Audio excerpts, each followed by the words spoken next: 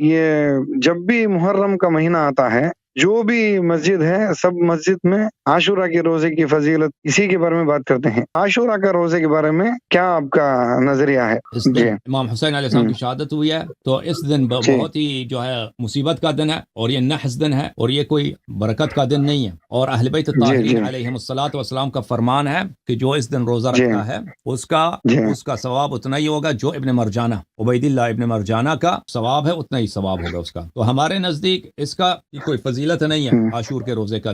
Okay, بلکہ ہمارے نزدیک، بلکہ ہمارے ہاں امیر المؤمنین علیہ السلام سے روایت ہے کہ یہ احادیث سب من گڑت ہیں. کتاب عمالی ہے شیخ صدوق رحمۃ اللہ علیہ کی. اس کتاب میں حدیث ہے صفحہ نمبر 767 میں کہ یہ حضرت امام جعفر صادق علیہ الصلوۃ والسلام سے ہے. بلے فصوم عاشورہ، ماشاءاللہ، عاشور کے دن کے روزے کے متعلق میں نے ان سے پوچھا تو انہوں نے فرمایا، کیا فرمایا؟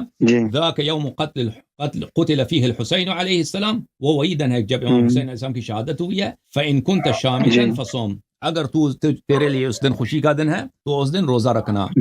استغفر اللہ. کتاب فروع کافی جلد نمبر 4 میں کتاب الصیام میں یہاں پہ ایک باب ہے، باب صوم عرفہ و عاشورہ، عاشور کے دن اور عرفہ والے دن روزہ رکھنا. تو یہاں پہ کئی ایک احادیث ہیں. ایک حدیث یہ ہے، ملاحظہ فرمائیے، امام رضا علیہ الصلوۃ والسلام نے فرمایا، بلے من صامه كان حظه من صيام ذلك اليوم حظ ابن مرجان و آل زیاد، جو اس دن روزہ رکھے عاشور کے دن اس کا اتنا ہی ثواب ہوگا جتنا ثواب عبید اللہ ابن مرجانہ اور آل زیاد کا ہے. بلی ٹھیک ہے نا، اس سے شدید منع ہے. اور ہمارے پاس حدیث ہے کہ میثم تمار امیر المؤمنین علیہ السلام سے روایت کرتے ہیں، کتاب میں کتاب عمالیہ صدوق میں امیر المؤمنین علیہ السلام نے فرمایا کہ میرے بیٹا کا قتل ہوگا عاشور کے دن، اور جماعت مخالفین حدیث گڑیں گے، حدیث بنائیں گے کہ یہ دن جو ہے برکت کا دن ہے، کہ حضرت آدم علیہ السلام کا توبہ قبول ہوا، نوح علیہ السلام کی کشتی جو ہے کنارے پہ لگی ہے، یونس علیہ السلام کا توبہ قبول ہوا. یہ سب احادیث یہ لوگ گڑیں گے. امیر المؤمنین علیہ السلام نے پہلے سے بتا دیا تھا. اوکے،